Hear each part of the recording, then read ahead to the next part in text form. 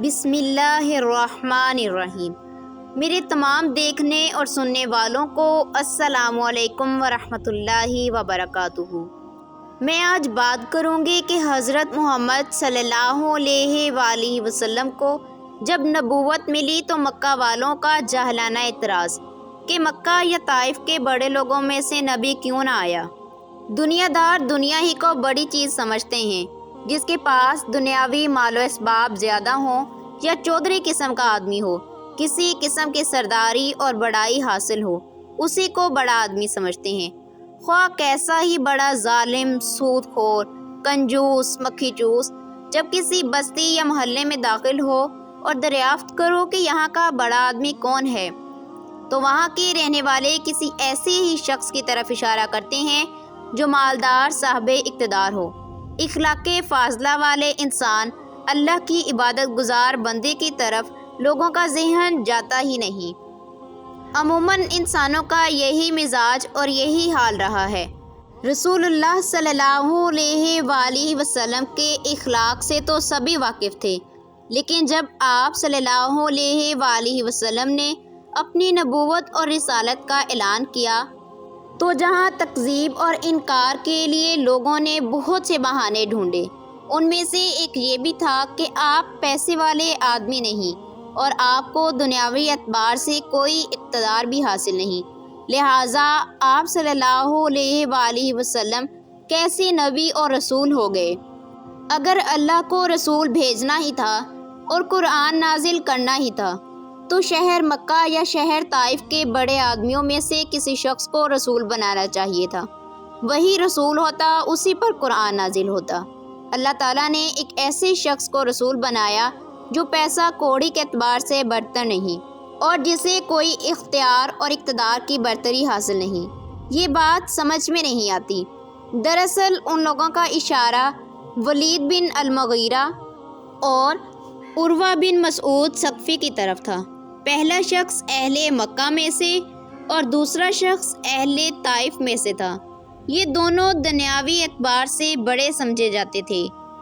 اللہ تعالیٰ نے ان لوگوں کی بات کی تردید فرمائی اور جواب دیتے ہوئے ارشاد فرمایا، کیا یہ لوگ آپ صلی اللہ علیہ وآلہ وسلم کے رب کی رحمت یعنی نبوت کو تقسیم کرتے ہیں؟ یہ استفہام انکاری ہے۔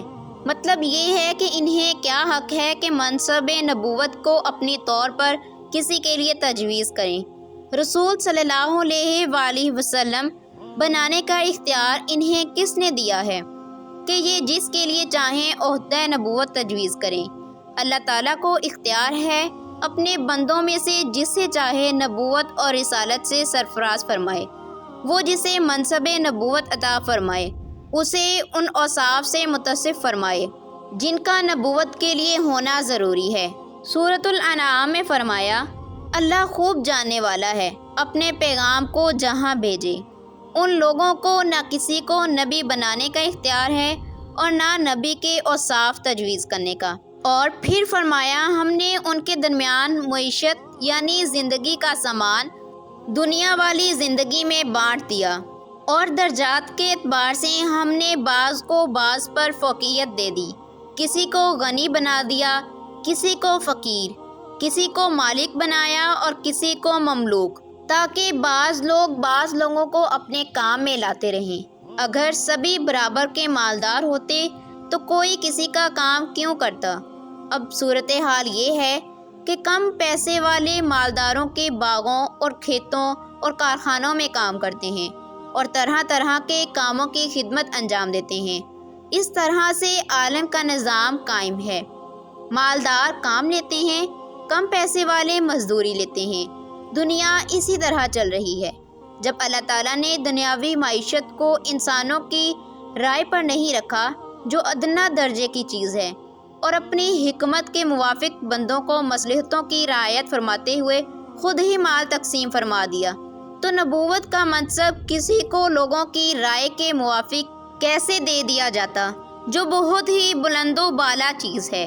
اور آپ کے رب کی رحمت اس سے بہتر ہے جو یہ لوگ جمع کرتے ہیں، یعنی جن لوگوں کو دنیاوی چیزیں دی گئی ہیں وہ انہیں جمع کرنے سمیٹنے میں لگے ہوئے ہیں، انہیں سمجھنا چاہیے کہ پروردگار کی رحمت یعنی جنت اور وہاں کی نعمتیں اس سے بہتر ہیں۔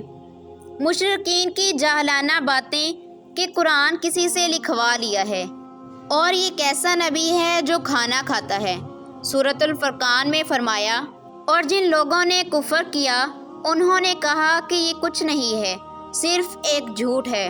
سو یہ لوگ بڑے ظلم اور جھوٹ کو لے کر آئے اور ان لوگوں نے کہا کہ یہ پرانے لوگوں کی باتیں ہیں جو منقول ہوتی چلی آئی ہیں، جن کو اس نے لکھوا لیا ہے، سو وہی صبح شام ان کو سنائی جاتی ہیں۔ آپ صلی اللہ علیہ وآلہ وسلم فرما دیجئے کہ اس کو اس ذات نے نازل فرمایا ہے جو چھپی ہوئی باتوں کو جانتا ہے، آسمانوں میں ہوں یا زمین میں، بلا شبہ وہ بخشنے والا مہربان ہے۔ اور ان لوگوں نے کہا کہ اس رسول کو کیا ہوا، کھانا کھاتا ہے اور بازاروں میں چلتا ہے، اس پر کیوں نازل ہوا؟ ایک فرشتہ جو اس کے ساتھ ڈرانے والا ہوتا، یا اس کی طرف کوئی خزانہ ڈال دیا جاتا، یا اس کے پاس کوئی باغ ہوتا جس میں سے کھاتا۔ اور ظالموں نے کہا، تم ایسے ہی آدمی کی اتباع کرتے ہو جس پر جادو کیا گیا ہے۔ آپ دیکھ لیجئے انہوں نے آپ کے لیے کیسی عجیب عجیب باتیں بیان کی، سو وہ گمراہ ہو گئے، پھر وہ کوئی راہ نہیں پائیں گے۔ اور ان لوگوں نے کہا کہ محمد صلی اللہ علیہ وآلہ وسلم جو یوں کہتے ہیں کہ مجھ پر اللہ کا کلام نازل ہوتا ہے، اس میں نازل ہونے والی کوئی بات نہیں ہے، یہ پرانی لکھی ہوئی باتیں ہیں جو پہلے سے نقل ہوتی چلی آ رہی ہیں، انہی کو انہوں نے لکھوا لیا ہے، یہ صبح شام بار بار ان کے اوپر پڑھی جاتی ہیں، جس کی وجہ سے انہیں یاد ہو جاتی ہیں، انہی کو پڑھ کر سنا دیتے ہیں اور کہہ دیتے ہیں کہ یہ مجھ پر اللہ کا کلام نازل ہوا ہے۔ ان لوگوں کی اس بات کی تردید کرتے ہوئے فرمایا، آپ صلی اللہ علیہ وآلہ وسلم فرما دیجئے کہ اس قرآن کو اس ذات پاک نے نازل فرمایا ہے جسے ہر چھپی ہوئی بات کا علم ہے، آسمانوں میں ہو یا زمین میں، تم جو خفیہ مشورے کرتے ہو اور آپس میں جو چپکے چپکے یوں کہتے ہو کہ یہ قرآن محمد صلی اللہ علیہ وآلہ وسلم نے اپنے پاس سے بنا لیا ہے یا دوسروں سے لکھوا لیا ہے، قرآن نازل فرمانے والے کو تمہاری ان سب باتوں کا پتہ ہے، وہ تمہیں اس کی سزا دے گا، بلا شبہ وہ بخشنے والا مہربان ہے۔ اس میں یہ بتایا کہ تم نے جو باتیں کہیں یہ کفریہ باتیں ہیں، ان کی وجہ سے تم عذاب کے مستحق ہو گئے ہو، لیکن جس نے یہ قرآن نازل فرمایا ہے وہ بہت بڑا کریم ہے، اگر اپنے کفریہ باتوں سے توبہ کر لو گے اور ایمان لے آؤ گے تو وہ تمہاری پرانی تمام باتوں کو معاف فرما دے گا۔ مزید فرمایا، اور ان لوگوں نے یوں کہا کہ اس رسول کو کیا ہوا، یہ تو کھانا کھاتا ہے اور بازاروں میں چلتا پھرتا ہے۔ ان لوگوں نے اپنی طرف سے نبوت اور رسالت کا ایک معیار بنا لیا تھا، اور وہ یہ تھا کہ رسول کوئی ایسی شخصیت ہونی چاہیے جو اپنے اعمال و احوال میں دوسرے انسانوں سے امتیاز ہو۔ جو شخص ہماری طرح کھانا کھاتا ہے اور اپنی ضرورتوں کے لیے بازار میں جاتا ہے، چونکہ یہ شخص ہمارے ہی جیسا ہے اس لیے یہ رسول نہیں ہو سکتا۔ ان لوگوں کی حماقت کی بات ہے، خود تراش دیدہ معیار ہے۔ صحیح بات یہ ہے کہ انسانوں کی طرف جو شخص مابعوث ہو وہ انسان ہی ہونا چاہیے، جو قول سے بھی بتائے اور عمل کر کے بھی دکھائے، کھانا کھائے، کھانے کے احکام بھی بتائے اور خرید و فروخت کر کے بھی سمجھائے۔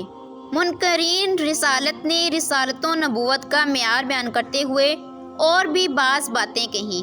اس پر کوئی فرشتہ کیوں نہیں نازل کیا گیا جو اس کے کام میں شریک ہوتا اور نذیر ہوتا، یعنی وہ بھی لوگوں کو اللہ کے عذاب سے ڈراتا، یا اس کے لیے کوئی باغ ہوتا جس میں سے کھاتا پیتا۔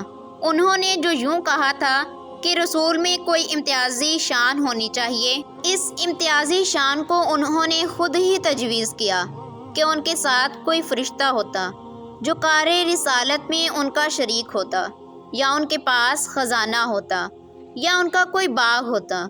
جب ان میں سے کوئی چیز نہیں تو ہم اور یہ برابر ہوئے، پھر اس کے دعوائے رسالت کو کیسے مان لیں؟ ان باتوں کے ساتھ انہوں نے ایک اور ظلم کر دیا اور اہل ایمان سے یوں کہہ دیا کہ تم تو ایک ایسے ہی آدمی کی اتباع کر رہے ہو جس پر جادو کر دیا گیا ہے۔ کسی نے اس پر جادو کر دیا ہے جس کی وجہ سے ایسی باتیں کرتا ہے۔ جب قرآن جیسا کلام نہ لا سکے اور دلائل اور معجزات کے سامنے لاجواب ہو گئے تو آخر میں یہ بات نکالی کہ تم جس کو رسول مان رہے ہو وہ مصور ہے، اس پر کسی نے جادو کر دیا ہے جس کی وجہ سے ایسی باتیں کرتا ہے۔ اللہ تعالیٰ نے فرمایا، آپ دیکھ لیجئے کہ یہ لوگ آپ کے لیے کیسی کیسی باتیں بیان کر رہے ہیں، سو وہ گمراہ ہو گئے ہیں، پھر وہ راہ نہیں پا سکیں گے۔ اگر غور کرتے اور عقل سے کام لیتے تو یہی قرآن اور یہی رسول جس پر اعتراض کر رہے ہیں ان کی ہدایت کا سبب بن جاتے۔ اب تو وہ اعتراض کر کے دور جا پڑے، اب وہ راہ حق پر نہ آئیں گے۔ مزید دین کے بارے میں علم حاصل کرنے کے لیے اور اسلامی باتوں کو جاننے کے لیے اور نبی کی زندگی کو پڑھنے کے لیے میرے چینل کو سبسکرائب کر لیں تاکہ تمام آنے والی ویڈیوز آپ تک پہنچتی رہیں۔ دعاؤں میں یاد رکھیے گا۔ اللہ حافظ۔